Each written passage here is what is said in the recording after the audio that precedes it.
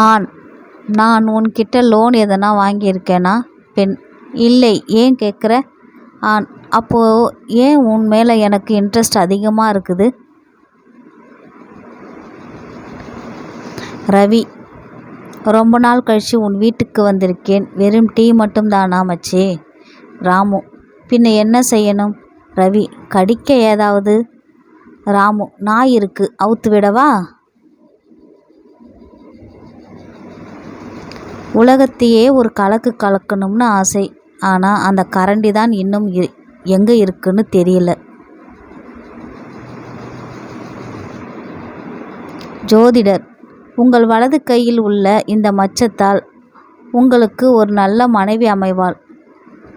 கோபு: யோ, அது மச்சம் இல்லையா, சூடியா, அதை வச்சதே என் மனைவிதான்.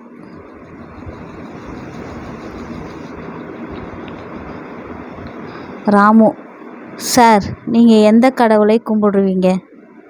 சோமு: கல்யாணத்துக்கு முன்னாடியா பின்னாடியா? ராமு: கல்யாணத்துக்கு முன்னாடி தான், சொல்லுங்களேன். சோமு: கல்யாணத்துக்கு முன்னாடி எனக்கு முருகனை தான் ரொம்ப பிடிக்கும். ராமு: அப்போ பின்னாடி? சோமு: அட, அதை ஏன் கேட்குறீங்க? கல்யாணத்துக்கு அப்புறம் நான் வேண்டாத தெய்வமே இல்லை.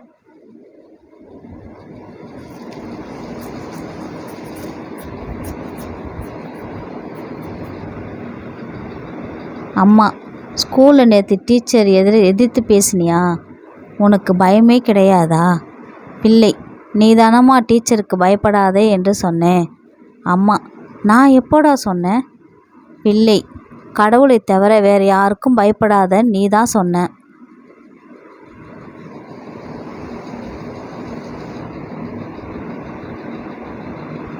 மனைவி என்பவள் திருக்குறள் போன்றவள்.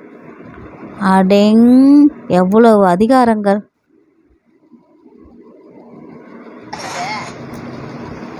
தக்காளி சோறு பிரியாணி மாதிரி இருந்தா அது அம்மா சமையல். பிரியாணியே தக்காளி சோறு மாதிரி இருந்தா அது பொண்டாட்டி சமையல். சாப்பிட்ட உடனே வாந்தி வந்துச்சுன்னா அது லவர் சமையல்.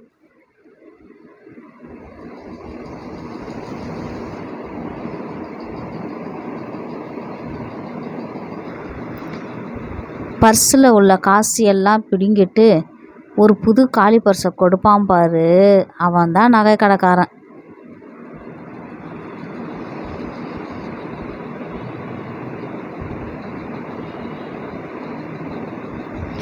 ரூபி: மாப்பிள்ளை பார்க்க வர நேரம் பார்த்து பொண்ணுங்க கூச்சம் ரொம்ப அதிகமாகிடுச்சு.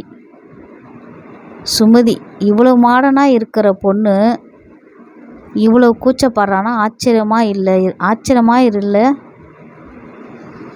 ரூபி: அதில் 3 நாளாக ஐஸ்கிரீம் சாப்பிட முடியாமல் பல்குச்சத்திலே ரொம்பவும் அவஸ்தைப்பட்டா. இப்போ மாப்பிள்ளை வர நேரம் பார்த்து பல்கூச்சம் ரொம்பவும் ஜாஸ்தி ஆயிடுச்சு, அதை சொன்னேன்.